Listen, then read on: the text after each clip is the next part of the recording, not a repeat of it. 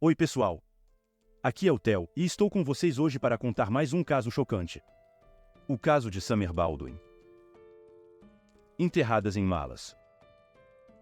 No âmbito das investigações criminais, quando dois ou mais delitos apresentam características semelhantes, os especialistas muitas vezes os associam com serial killers. Pode levar anos para identificar e capturar criminosos em série.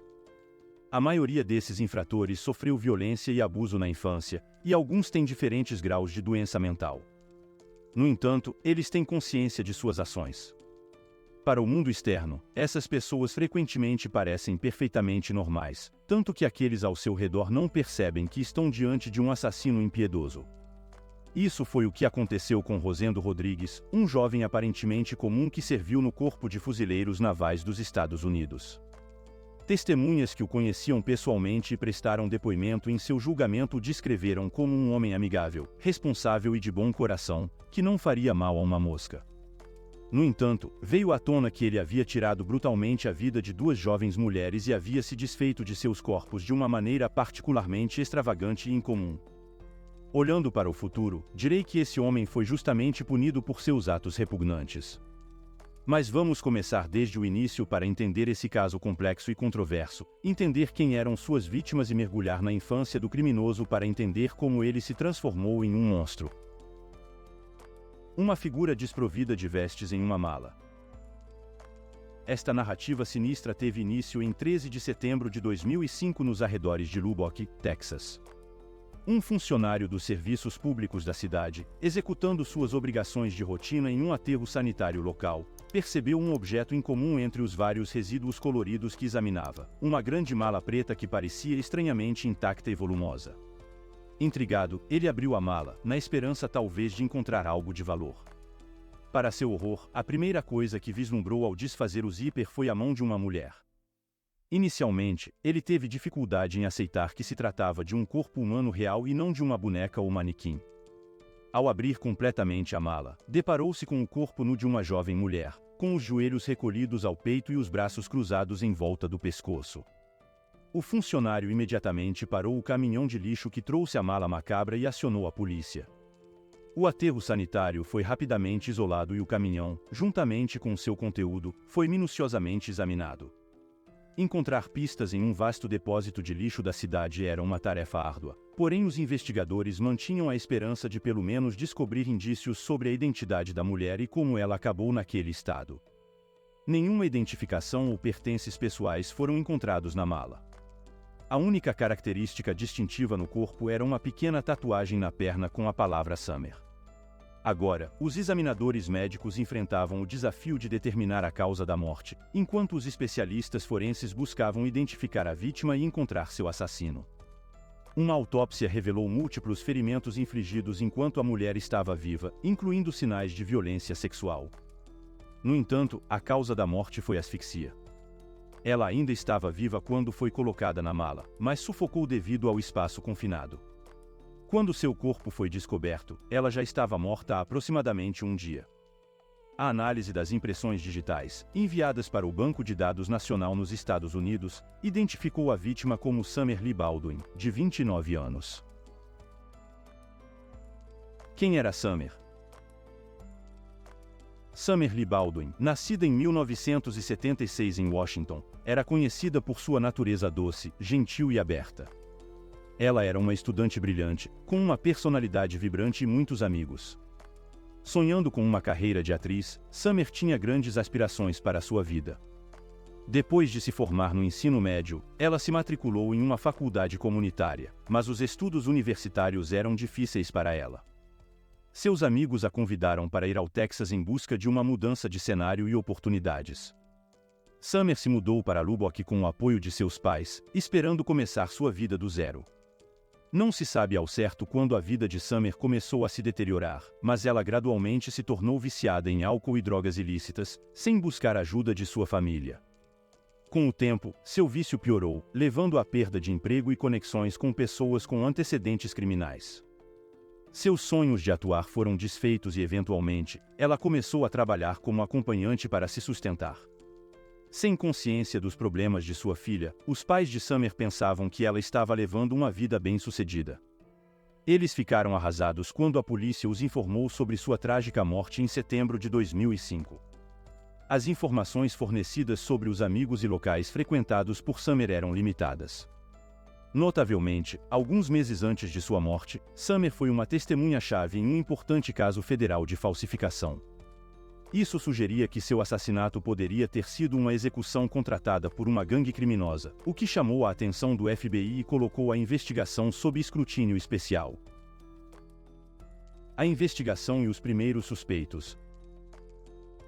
A primeira pessoa chamada para interrogatório pela polícia foi Rebecca, melhor amiga da falecida Summer Baldwin. Rebecca lançou luz sobre a ocupação de Summer e mencionou vários de seus namorados.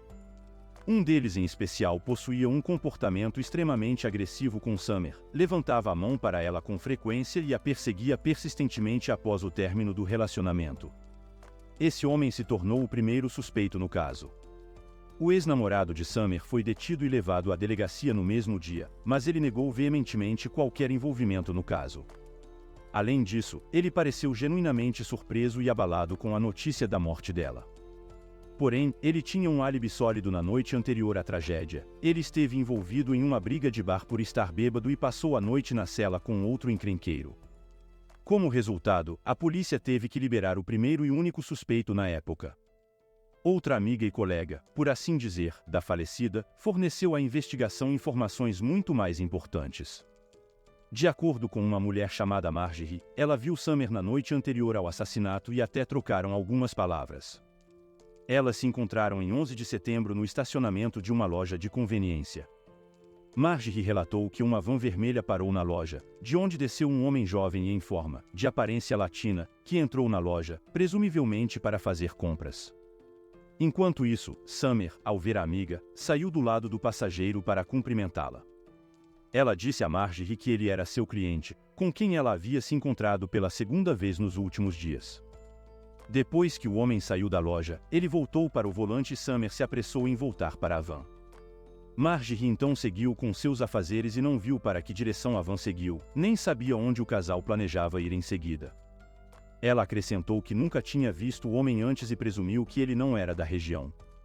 A única descrição que ela conseguiu fornecer era que ele tinha cabelos muito curtos, como os de um militar, mas devido à escuridão do lado de fora ela foi incapaz de dar maiores detalhes. O que havia de errado com a mala? O objeto que acabou servindo de caixão para a jovem apresentava peculiaridades notáveis. Por fora, estava suja de lixo e detritos, mas não exibia sinais de uso, e as rodas pareciam novas. Por dentro, todas as etiquetas estavam intactas e o revestimento parecia imaculado, como se o objeto fosse recém-comprado. Além disso, o suporte de plástico para a etiqueta de preço estava intacto, sugerindo que o comprador não o tinha removido. Foi constatado que malas dessa marca eram vendidas em várias lojas da cidade, mas esse modelo grande em particular estava disponível apenas em 2 lojas. Graças ao código de barras bem preservado, descobriu-se que um par de malas idênticas havia sido vendido no dia anterior à descoberta macabra, em uma loja Walmart na mesma área da cidade onde a garota foi vista pela última vez viva. A primeira compra ocorreu à tarde, enquanto a segunda foi feita por volta das 2 da manhã, o que parecia bastante incomum e suspeito. Os policiais foram imediatamente à loja e solicitaram as imagens das câmeras de vigilância. Ao analisar o material, descobriu-se que a primeira mala havia sido comprada por um casal de idosos. Essas pessoas não foram consideradas suspeitas inicialmente, pois foram localizadas e conseguiram apresentar a mala, explicando que a tinham comprado para uma viagem de férias. Já a segunda mala foi adquirida por um jovem de aparência latina, com um porte atlético e cabelo extremamente curto, similar a um corte militar. Isso levantou suspeitas de que ele poderia ser a pessoa mencionada pela testemunha que o viu acompanhado da garota falecida no estacionamento do supermercado. Além disso, o homem também comprou um par de luvas descartáveis no caixa. Mais detalhes foram obtidos pelas câmeras de vigilância externas instaladas no estacionamento da loja, que mostraram o homem saindo com a mala na mão e a colocando em uma van vermelha. Diante de tantas coincidências, a polícia acreditava ter encontrado o suspeito, restando apenas estabelecer sua identidade, localizá-lo e conduzi-lo para interrogatório. A caça pelas pistas. o desconhecido homem era excessivamente cauteloso, optando por dinheiro em espécie em vez de cartão para evitar deixar quaisquer vestígios pessoais. No entanto, ele não contava com as câmeras de vigilância no estacionamento, que capturaram de forma impecável o número da placa de seu veículo. A polícia rapidamente identificou o veículo como um carro alugado em nome de Rosendo Rodrigues, um reservista do Corpo de Fuzileiros Navais dos Estados Unidos. Rodrigues não possuía antecedentes criminais e não havia chamado a atenção da polícia anteriormente. Ele estava em Lubbock por alguns dias com sua unidade para um período de treinamento. Localizar Rodrigues imediatamente foi um desafio, pois ele não estava no hotel onde sua unidade estava hospedada. No entanto, a polícia tinha seus detalhes e descobriu que ele havia sacado uma grande quantia em dinheiro de um caixa eletrônico em outro hotel, provavelmente o dinheiro usado para pagar pela mala e pelas luvas. Rodrigues não havia se hospedado no hotel onde usou o caixa eletrônico. Em vez disso, alguém chamado Thomas Rodrigues, que correspondia à descrição de Rosendo, havia feito o check-in em 11 de setembro. Descobriu-se que era a mesma pessoa usando um nome diferente por razões desconhecidas. Infância conturbada, carreira e captura. Seu pai, descrito como autoritário e agressivo, se entregou ao alcoolismo e frequentemente abusava de sua esposa e filhos. Rosendo, a exemplo do pai, também demonstrava agressividade, muitas vezes se envolvendo em brigas na escola. No entanto, à medida que envelhecia, ele aprendeu a controlar sua raiva. Depois do ensino médio, ele frequentou a Universidade Texas Tech e se afastou de seus pais, vivendo de forma independente. Ele trabalhou em diversos empregos, incluindo em uma pizzaria, como entregador e como auxiliar de escritório, antes de decidir servir no Corpo de Fuzileiros Navais dos Estados Unidos. Colegas no meio militar descreveram Rodrigues como quieto, equilibrado, disciplinado e responsável. Ele era visto como um bom amigo, sempre pronto para ajudar, bem educado e fisicamente atraente, o que o tornava popular entre as mulheres. Rodrigues foi detido em 15 de setembro em sua residência em San Antônio. Quando a polícia chegou, ele estava calmo e aparentemente não percebia a gravidade da situação. Durante a busca, foram encontrados uma camisa listrada e shorts que coincidiam com a roupa que ele usava ao comprar a mala, conforme visto nas filmagens de vigilância. Além disso, seu laptop e telefone celular foram apreendidos. Interrogatórios e versão de Rodrigues. Durante as primeiras semanas, Rosendo permaneceu calado e negou qualquer envolvimento no assassinato de Summer Baldwin. No entanto, diante das evidências esmagadoras, ele acabou seguindo o conselho de seu advogado e começou a fornecer declarações com sua própria versão dos eventos, a qual diferia substancialmente do cenário delineado pelos especialistas forenses. Rodrigues começou explicando que, por um erro, ele acabou reservando um quarto de hotel separado dos seus colegas do serviço militar. Ele apenas tinha conhecimento do nome da rede hoteleira onde eles deveriam se hospedar e escolheu um hotel aleatoriamente. Foi somente após fazer o check-in que percebeu que os demais estavam em outro local. Mesmo assim, optou por permanecer onde estava, seguindo as instruções da liderança militar. Entretanto, não deu uma explicação plausível para o fato de ter se registrado com um nome diferente. Na manhã de 10 de setembro, Rodrigues alugou uma van para facilitar seus deslocamentos pela cidade. Naquela noite, ele afirma ter encontrado Summer Baldwin por acaso. Segundo ele, viu uma mulher loira sentada em um banco à beira da estrada, cobrindo o rosto com as mãos, como se estivesse chorando. Intrigado e preocupado, ele decidiu parar para verificar se estava tudo bem e se ela precisava de ajuda. Durante a conversa que se seguiu, a mulher se acalmou e juntos, decidiram ir até o quarto de hotel dele, onde conversaram e beberam um pouco, mas nada de natureza íntima ocorreu entre eles. Na manhã seguinte, Rosendo a levou de volta para casa, mas concordaram em se encontrar novamente à noite. Ele a pegou no mesmo local por volta das 21 horas e foram juntos até um supermercado, onde Summer encontrou uma amiga chamada Marjorie. Em seguida, retornaram ao hotel, onde Rodrigues afirma que houve uma relação íntima consensual entre eles. Entretanto, logo após esse encontro, Rodrigues alega que Summer começou a se mostrar agressiva e a exigir dinheiro, o que o surpreendeu, pois ele não havia percebido que estava com uma acompanhante profissional. Quando ele recusou o pedido dela, Summer supostamente sacou uma faca e começou a ameaçá-lo. Ele a desarmou e, em meio ao conflito, acabou desferindo um soco em seu rosto, o que resultou em um sangramento nasal. Rodrigues insiste que não tinha a intenção de causar danos, mas agiu em legítima defesa. Momentos depois, Summer desmaiou na cama e começou a ter convulsões, espumando pela boca. Ele afirma que tentou ajudá-la, mas se absteve de fazer respiração boca a boca, devido ao sangue e espuma em seu rosto. Após aproximadamente 1 minuto, ela parou de respirar, momento em que Rodrigues percebeu que estava morta. Desesperado, ele decidiu se desfazer do corpo, indo até a loja mais próxima para comprar uma mala e luvas.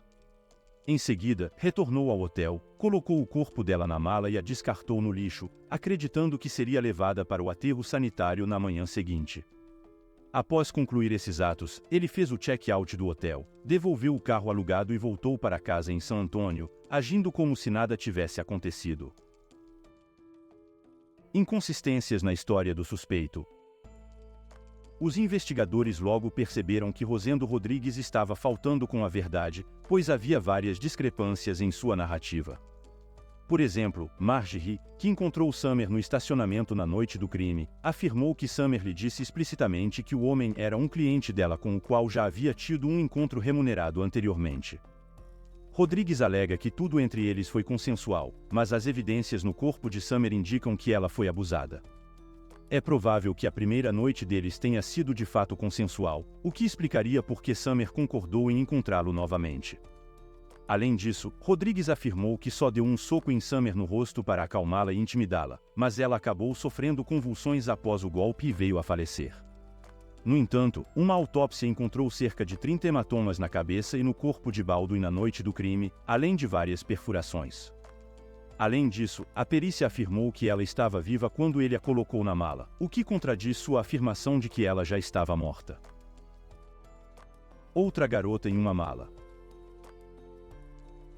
Durante uma investigação na residência de Rodrigues, a polícia apreendeu seu laptop. Uma análise do histórico de buscas revelou um padrão perturbador.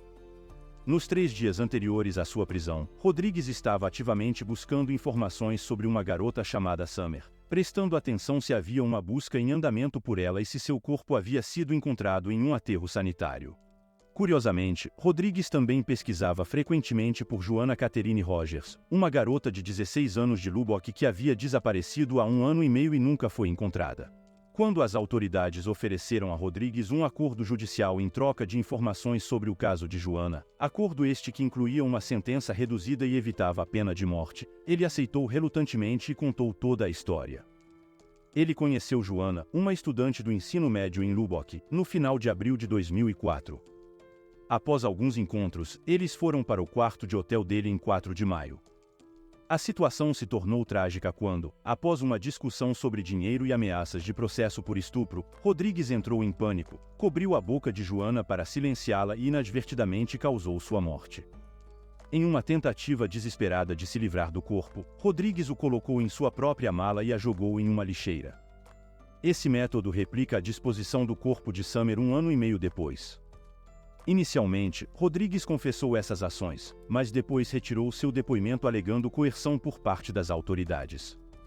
Percebendo a necessidade de encontrar o corpo de Joanna para fortalecer o caso, a polícia empreendeu uma busca maciça no lixão da cidade. Mais de 1 ano depois, eles miraculosamente encontraram uma mala contendo os restos de Joanna. Apesar da decomposição severa, os testes de DNA confirmaram a identidade dos restos mortais. Essas evidências permitiram que as autoridades acusassem Rodrigues como um serial killer, cometendo crimes semelhantes com um modus operandi consistente. Veredito do julgamento e execução. Apesar das evidências contundentes e da gravidade de seus crimes, o réu Rosendo Rodrigues esperava evitar a pena de morte até o último momento, buscando uma sentença de prisão perpétua com possibilidade de liberdade condicional. No entanto, o tribunal decidiu de outra forma. O fator determinante foi o fato de que Summer Baldwin estava grávida de 3 meses no momento de sua trágica morte. Esse elemento agravante foi crucial e o tribunal considerou Rodrigues culpado de homicídio em 1º grau, condenando-o à pena de morte por injeção letal. Rodrigues e seus advogados entraram com múltiplos recursos, alegando erros e má conduta por parte dos investigadores, mas todos foram rejeitados. Enquanto aguardava a execução na prisão, Rodrigues até mesmo manteve seu próprio blog sobre questões de justiça criminal e políticas públicas. Em 27 de março de 2018, quase 10 anos após ser condenado por seus horrendos crimes, Rosendo Rodrigues foi finalmente executado. Isso ocorreu no dia seguinte ao seu 38º aniversário. A sentença de morte foi cumprida na penitenciária de Huntsville, no Texas. Essa execução foi a 4ª no Texas e a 7ª nos Estados Unidos no ano de 2018. Mas e vocês, o que pensam sobre o caso? Deixem seus comentários, deem like no vídeo, se inscrevam no canal, compartilhem o vídeo e ativem o sininho para receberem as próximas histórias aterrorizantes que virão. Obrigado por assistir e até a próxima!